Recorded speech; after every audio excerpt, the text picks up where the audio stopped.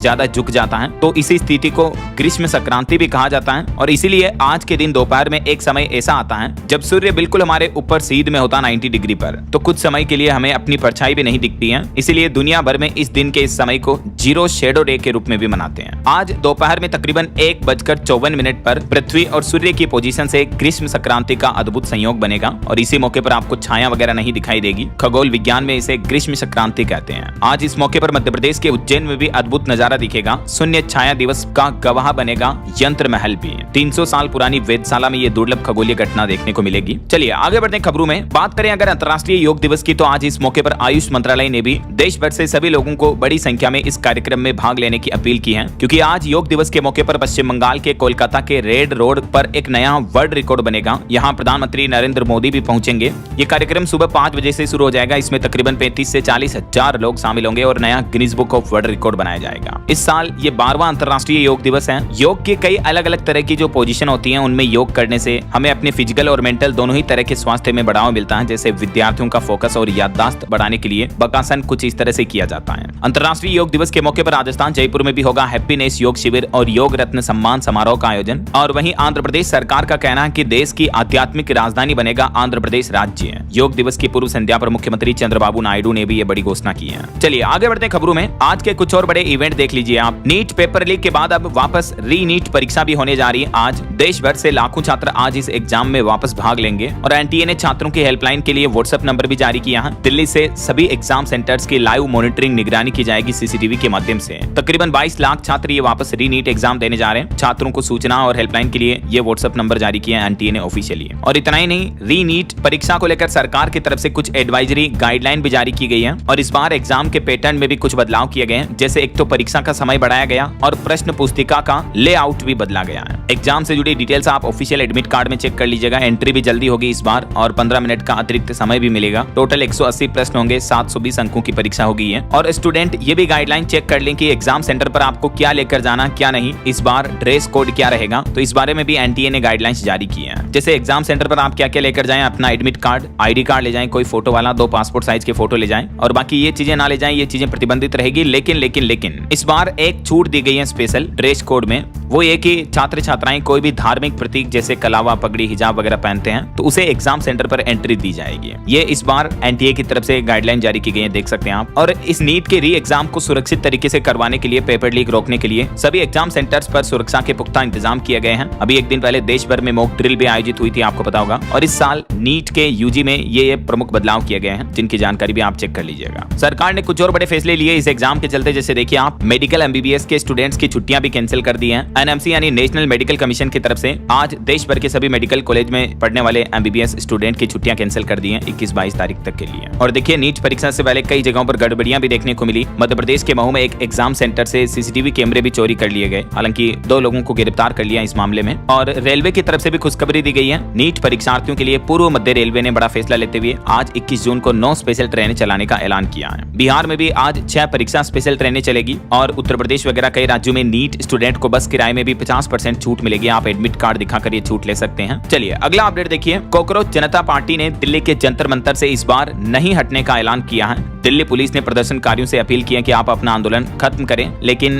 Cockroach जनता party ने देर रात तक भी अपना प्रदर्शन जारी रखा, जबकि दिल्ली पुलिस ने सिर्फ शाम तक की परमिशन दी थी। इस पार्टी के फाउंडर दीप के बोले कि शिक्षा मंत्री धर्मेंद्र प्रधान जब तक इस्तीफा नहीं देंगे हम तब तक नहीं हटेंगे। कॉकरोच जनता पार्टी के प्रदर्शनकारियों ने दिल्ली पुलिस से ये प्रदर्शन का समय बढ़ाने की भी मांग की। हालांकि दिल्ली पुलिस ने इस मांग को ठुकरा दिया, लेकिन बावजूद उसके देर रात तक युवाओं का विरोध प्रदर्शन देखने को मिला। चलिए रेलवे से एक और अपडेट है। राजस्थान और बिहार के बीच भी नई ट्रेनें दौड़ेगी। आज 21 जून से शुरू होगी खातीपुरा दरभंगा अमृत भारत एक्सप्रेस ट्रेन भी। ये सप्ताह में 6 दिन चलेगी। वहीं भारतीय नौसेना को मिलेगी 3 स्वदेशी ताकतवर पोत। आज 21 जून को कोलकाता में इनका कमीशन होगा। और इस बार योग दिवस पर यूपी में भी नया रिकॉर्ड बनाया जाएगा। 1.5 करोड़ से भी ज्यादा स्कूली बच्चे स्कूलों में योगाभ्यास करेंगे अंतर्राष्ट्रीय योग दिवस के मौके पर। और आज रविवार को मुख्यमंत्री योगी आदित्यनाथ भी हमीरपुर आएंगे। यहाँ 636 करोड़ की 75 परियोजनाओं का लोकार्पण और शिलान्यास करेंगे। वहीं मौसम विभाग ने भी अलर्ट जारी किया। आज 21 जून से अगले 13 घंटों के दौरान 23 राज्यों में भारी बारिश, आंधी, तूफान का अलर्ट है। 90 किलोमीटर प्रति घंटा की रफ्तार से आंधी तूफान हवाएं भी चलेगी, तो सावधान रहें। आगे मैं आपको बताऊंगा और भी पूरे मौसम समाचार विस्तार से। चलिए फिलहाल आगे बढ़ते हैं खबरों में। देखिए अमेरिका ईरान जंग पर एक बार फिर से बड़ी खबर आ रही कि ईरान ने हॉर्मुज रूट को वापस बंद कर दिया। आज स्विट्जरलैंड के जिनेवा में वार्तालाप होनी है वापस रविवार से। दोनों पक्षों ने इस बात की तो पुष्टि की है, लेकिन ईरान का कहना है कि इजराइल की हरकतों से खफा होकर ईरान ने ये फिर से हॉर्मुज रूट बंद करने का फैसला किया है। बात कुछ यूं है कि सीजफायर के बावजूद भी इजराइल लेबनान पर हमले लगातार कर रहा है। पिछले 12 घंटों में 16 लोगों की मौत हो गई। रिपोर्ट सामने आ रही कि ईरान से शांति समझौते पर बातचीत के लिए अमेरिकी दूत स्विट्जरलैंड के लिए भी रवाना हो चुके हैं, लेकिन ईरान ने इजराइल की इन युद्ध की हरकतों को देखते हुए हॉर्मुज स्ट्रेट को फिर से बंद कर दिया है। ये 16 लोगों की मौत के बाद फैसला लिया और हालात इतने गंभीर होने के बावजूद भी इजराइल के प्रधानमंत्री बेंजामिन नेतन्याहू बोले कि अटैक जारी रहेगा। अब तो इन अंतर्राष्ट्रीय युद्ध के हालातों की चर्चा हमारे देश की राजनीति में भी होने लगी। देखिए दिल्ली में विपक्ष कांग्रेस का कहना है कि पूरा लेबनान जलना चाहिए। एक इजरायली मंत्री के आपत्ति भरे बयान के बाद कांग्रेस भड़क गई और सरकार की चुप्पी पर भी निशाना साधा। ऐसे में सवाल ये कि क्या समीकरण वापस बदलेंगे, क्योंकि यूएस ईरान शांति समझौते के बाद आज जिनेवा में वापस मंथन होगा। अमेरिकी दल ऑलरेडी स्विट्जरलैंड पहुंच चुका है, लेकिन ईरान से विदेश मंत्री अरागची आते हैं या नहीं, इस बात पर अभी भी संशय बरकरार है। अगर ईरान से कोई भी दूत नहीं आता स्विट्जरलैंड में बातचीत करने के लिए, तो फिर हो सकता है कि अमेरिका ईरान का शांति समझौता भी वापस रद्द हो जाए। वहीं ईरान के नए सुप्रीम लीडर मुज्तबा खामेनेई के बयान पर भी अमेरिका के राष्ट्रपति डोनाल्ड ट्रंप भड़क गए। उन्होंने कहा कि मैं बेताब नहीं था इस समझौते के लिए। वो बोले कि अब तो ईरान को एक फूटी कोड़ी भी नहीं मिलेगी मुआवजे के रूप में, क्योंकि ईरानी सुप्रीम लीडर ने कहा था कि अमेरिका मजबूर हुआ और ये समझौता किया, तो उनके इसी बयान पर ट्रंप भड़क गए। और वहीं खबर देखिए, डोनाल्ड ट्रंप ने अपना नया विमान एयरफोर्स 1 भी दिखाया। कहा कि यह उड़ता हुआ व्हाइट हाउस है, ऐसी लग्जरी कहीं नहीं है। कतर ने ये विमान पिछले साल अमेरिका के राष्ट्रपति को गिफ्ट किया था, तो ये विमान भी रिवील किया ट्रंप ने। चलिए आगे बढ़ते खबरों में। देखिए आप सोना चांदी के भाव पर अपडेट आ रहा है, क्योंकि आज संडे है, रविवार है, तो मैं आपको साप्ताहिक रेट बता देता हूँ। बीते सप्ताह भर के दौरान सोने चांदी दोनों में बड़ी गिरावट देखने को मिली है। चांदी की कीमत लगभग 10,500 रुपए तक कम होकर अभी 2,32,000 रुपए प्रति किलो चल रही है। और सोना भी सप्ताह भर में 2830 रुपए सस्ता हुआ। और अभी गोल्ड का प्राइस 1,45,000 रुपए प्रति 10 ग्राम 24 कैरेट प्योर गोल्ड का रेट चल रहा है। बाकी अलग अलग कैरेट के हिसाब से तो प्राइस आप देख ही सकते हैं स्क्रीन पर। चलिए बड़ी खबर देखिए, AI यानी आर्टिफिशियल इंटेलिजेंस से बेरोजगारी नहीं बल्कि वर्कर्स की शॉर्टेज होगी। अमेज़न के फाउंडर जेफ बेजोस ने यह बड़ा दावा किया है AI से नौकरियां जाने के मुद्दे पर। वो बोले कि पानी की कमी से रुक सकती है AI की रफ्तार, क्योंकि हाल ही में मैंने आपको एक रिपोर्ट बताई थी कि AI सर्वर्स के लिए भारी भरकम पानी की जरूरत होती है, राइट। बाकी AI की वजह से नौकरियां जाने और बेरोजगारी के मुद्दे पर अमेज़न के फाउंडर का यह कहना है कि नौकरियां खत्म होने के बजाय और नए रोजगार के अवसर पैदा होंगे। टेक्नोलॉजी इनोवेशन की रफ्तार बढ़ाएगी ऐसा। चलिए खबर देखिए, प्रधानमंत्री नरेंद्र मोदी ने ओडिशा में 47,600 करोड़ रुपए की विकास परियोजनाओं का उद्घाटन और शिलान्यास किया। और उड़ीसा में लगभग ये 47,500 करोड़ के प्रोजेक्ट्स लॉन्च करने के साथ ही उड़ीसा के पहाड़पुर, जहां राष्ट्रपति द्रौपदी मुर्मू का ससुराल है, वहां भी गए पीएम मोदी और यहां गांव को सोलर विलेज बनाने का भी ऐलान किया। उड़ीसा के बाद पीएम नरेंद्र मोदी ने पश्चिम बंगाल का दौरा किया और बंगाल से प्रधानमंत्री किसान सम्मान निधि योजना की 23वीं किस्त भी जारी की। देश भर के किसानों को 18,880 करोड़ रुपए ट्रांसफर किए। इस योजना के तहत 2-2 हजार रुपए की 3 किस्तें देती है सरकार सालाना। वहीं पश्चिम बंगाल में पीएम मोदी ने प्रधानमंत्री फसल बीमा योजना की भी शुरुआत कर दी, जो कि इतने सालों तक बंगाल में जब तक टीएमसी की सरकार थी तब तक ये केंद्र सरकार की योजना लागू नहीं थी।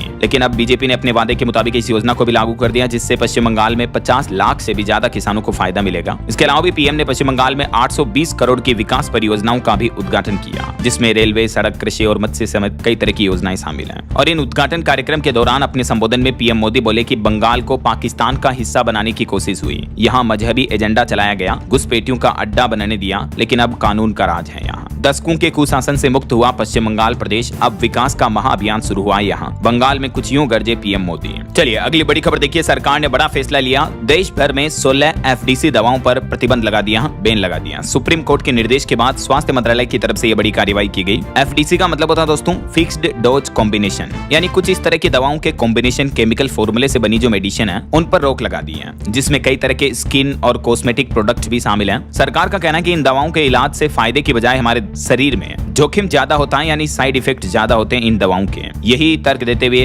केंद्र सरकार के स्वास्थ्य मंत्रालय की तरफ से ये कई तरह की कॉस्मेटिक और अन्य दवाओं पर बैन लगा दिया, प्रतिबंध लगा दिया। किन किन दवाओं पर ये लिस्ट भी आप देख सकते हैं स्क्रीन पर। और हाल ही में आपको पता होगा कफ सिरप से जुड़े भी सरकार ने नए नियम लागू किए। अब बिना डॉक्टर के प्रिस्क्रिप्शन यानी डॉक्टर की पर्ची के बिना कोई भी मेडिकल स्टोर वाले कफ सिरप भी नहीं बेच पाएंगे। मध्य प्रदेश में जो 26 बच्चों की मौत हुई थी कुछ महीनों पहले, उसके बाद अब सरकार ने ये भी नया नियम लागू कर दिया है। चलिए खबर देखिए, हिमाचल प्रदेश सरकार ने जो हाल ही में एंट्री टैक्स लगाया था, तो इस मुद्दे पर भी अब अब काफी बवाल मचने लगा है। 125 रुपए वसूलने पर हंगामा हुआ। मनाली हाईवे पर कई किलोमीटर लंबा जाम भी लग गया, जहां एक एम्बुलेंस भी फंस गई। और भारत के वैज्ञानिकों की अनोखी खोज देखिए, माइटोकॉन्ड्रिया से हासिल हो सकेगा अब डीएनए। नई तकनीक से लेस हुई यूपी आगरा की फोरेंसिक लैब। उत्तर प्रदेश के 3 शहरों में भी ये सुविधा मिलेगी यहाँ।